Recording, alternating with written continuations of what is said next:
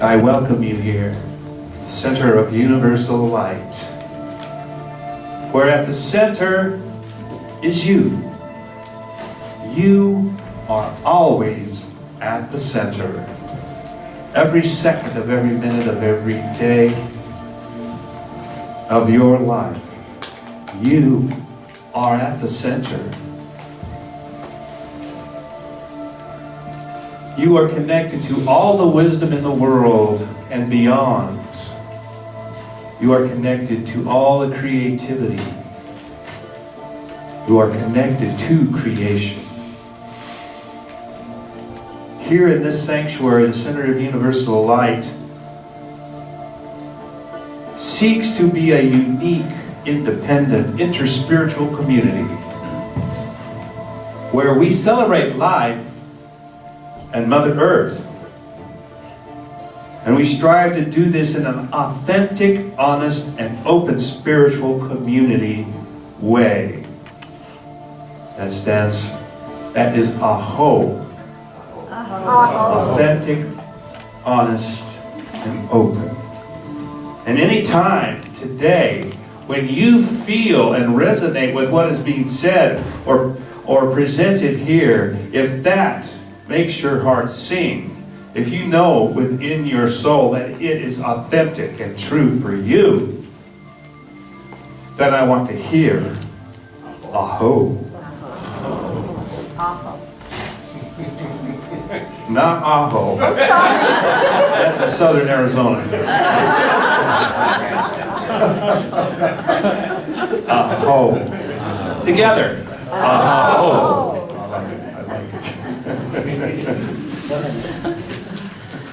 So, we blend contemporary and ancient wisdom, traditions, and practices to create a space through music, message, and mantra where people just like you who are walking their own spiritual path can experience in community the mystical union of oneness through your thoughts, feelings, and emotions.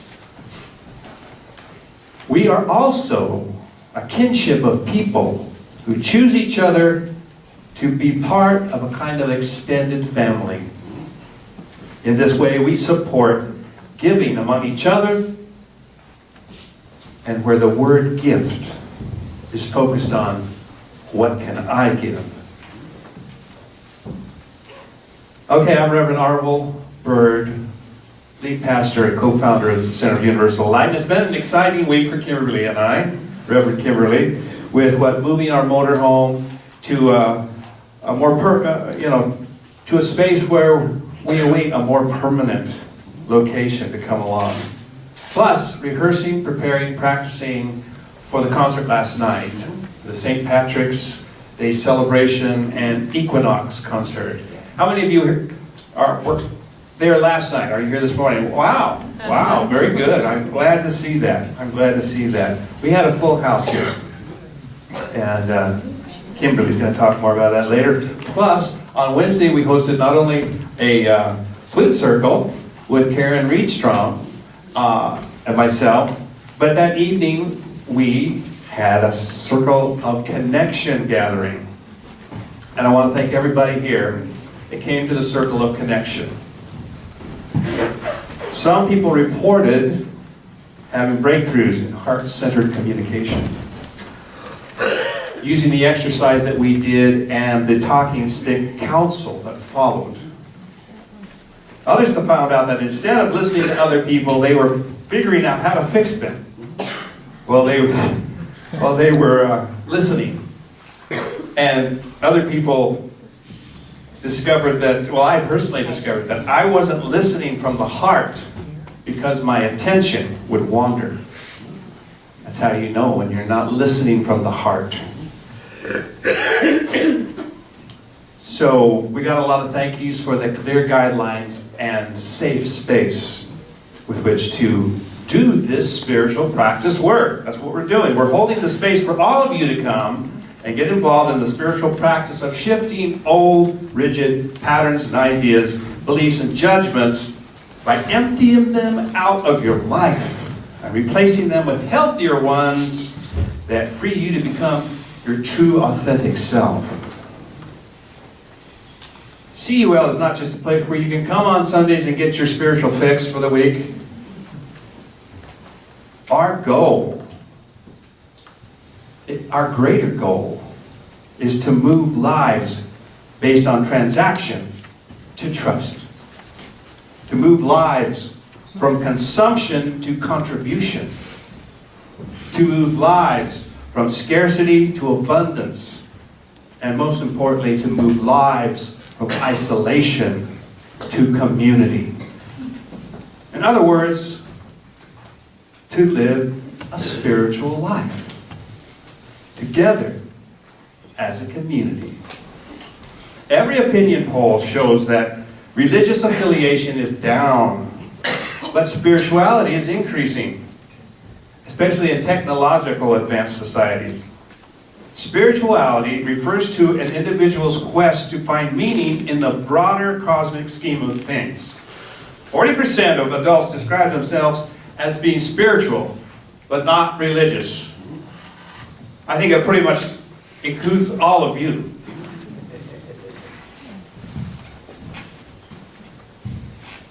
So we wonder, how do we bond with each other without a specific religious alignment?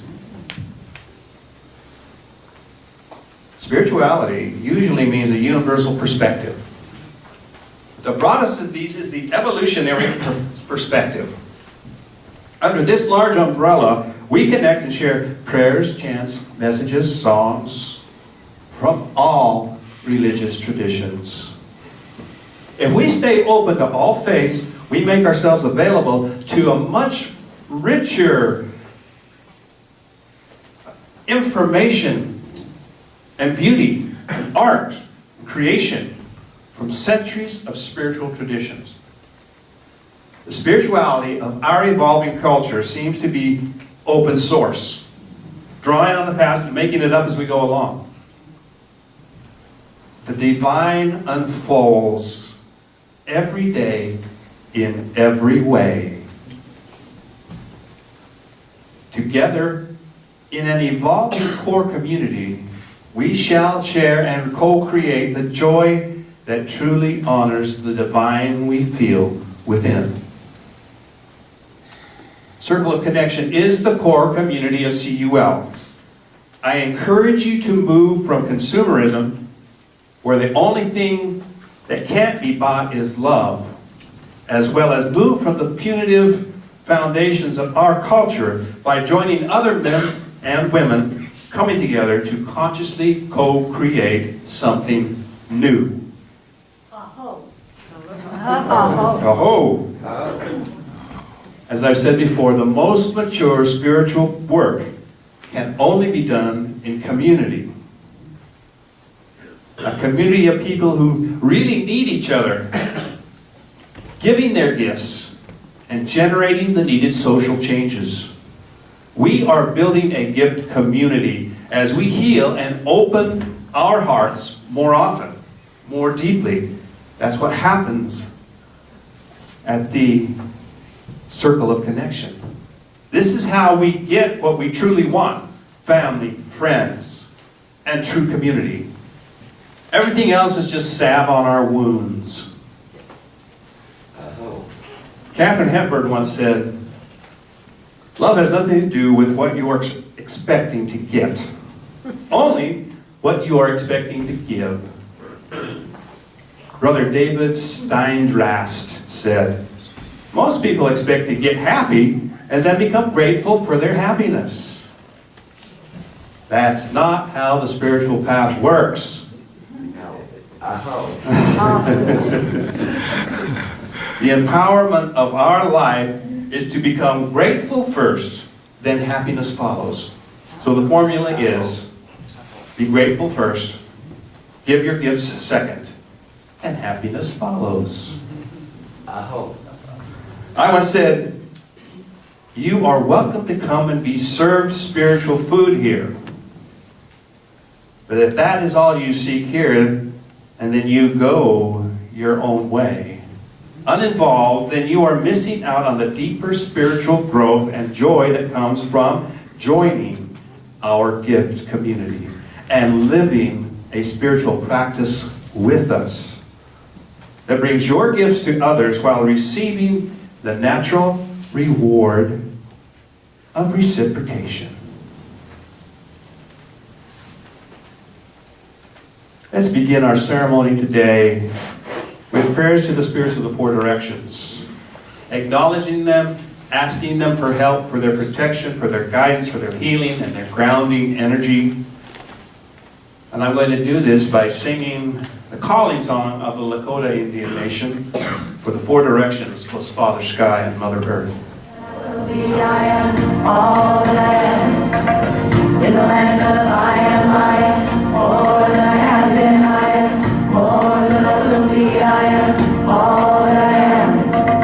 And the songs of all my great grandmothers and the dreams of all my great grandfathers and the way to rise beyond the pain. All live, all live.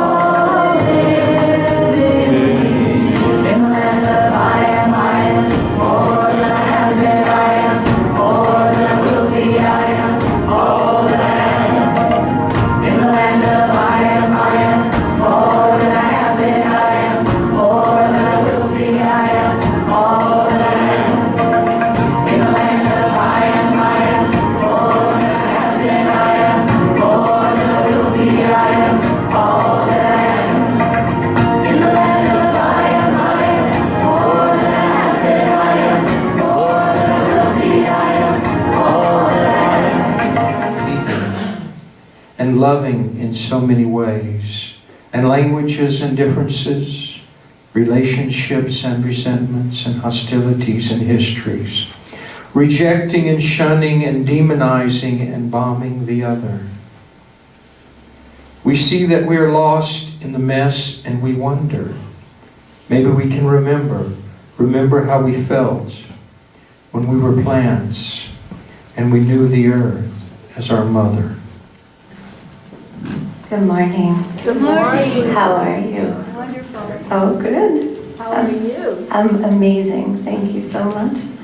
I'm going to stand today, which is different for me, so I'm going to face another one of my fears. I don't like to stand and speak, so this morning, Arvel mentioned that you are at the center of everything. And then Nanda told us that the way to feel true comfort is to know that the Spirit lives within us. So we're going to do a meditation that allows us to access that part of ourselves that heals whatever is unhealed in us, that pours love and light into every wound that we might have, that takes all of our doubt and our fear away, and that it dissolves worry. The words are Ramadasa, Sase Soham, and they translate as sun, moon, earth, infinity. I am that. Ra is the sun, Ma is the moon, Da is the earth, Sa is infinity. Sase Soham is I am that. When we sing Ramadasa, we're actually saying I'm the totality of everything that was ever created. It lies within me. Therefore, I have the ability to create whatever reality I want. I have the ability to heal whatever I want. I have the ability to be the living expression of light all day long. It's my choice. And so Ramadasa is a way to take your own power back and to live in your full, authentic expression. So we're going to sing Ramadasa together. Is that okay? Yes. Fantastic. So we're going to do it in a mudra, which is a hand posture. The hands come, they face each other at least 6 inches apart. They generally sit in front of the heart center. However, if you have shoulder or neck issues, you bring them down wherever is comfortable for you. And in the center of your hands, you envision a column of light, just beautiful, the most beautiful light you can ever envision. And you see that light dissolve all of the perceived darkness in our life, however that's showing up. So worry, doubt, fear, stress, self-doubt. Yes, and so whatever that is, we see it surrounded in light, and we ask that the light transform the darkness into love. Okay, everybody's good? All right, so hands are in middle pillar mudra. We're going to take an inhale, and you exhale deeply. Again, take a big inhale. Exhale. And we're just going to be for a moment and listen so we can get the rhythm.